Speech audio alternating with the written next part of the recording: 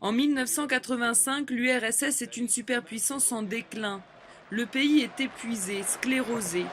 Mikhail Gorbatchev, le nouveau secrétaire général du Parti communiste à 56 ans, il représente la nouvelle génération qui veut moderniser le système. Nous étions dans l'impasse, notamment en ce qui concerne la course aux armements. On est allé au-delà de nos forces. L'idée a commencé à germer qu'une reconstruction économique était nécessaire. Gorbatchev lance alors la perestroïka, une libéralisation de l'économie et de la politique dans le cadre du régime communiste. Il permet la critique du système. En Europe de l'Est, les pays satellites commencent à s'émanciper.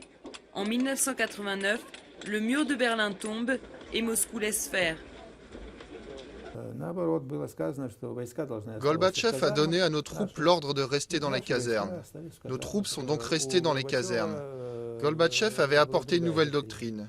Il considérait que les peuples devaient pouvoir disposer d'eux-mêmes. Ce vent de liberté déborde vite des pays satellites et atteint l'Union soviétique. Le Caucase se rebelle contre Moscou, les pays baltes suivent, la Lituanie déclare son indépendance. Cette fois, l'intégrité de l'URSS est menacée. En janvier 1991, Moscou intervient, l'armée tire sur les manifestants.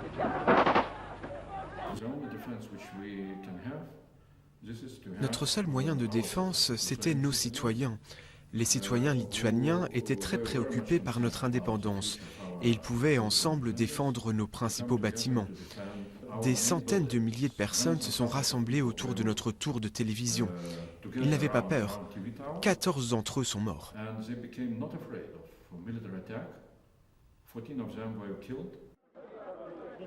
L'armée soviétique finit par se retirer. Un petit peuple non armé a fait reculer Moscou. Au printemps 1991, les démocrates continuent de gagner du terrain. Les conservateurs tentent alors un putsch et les chars entrent dans Moscou.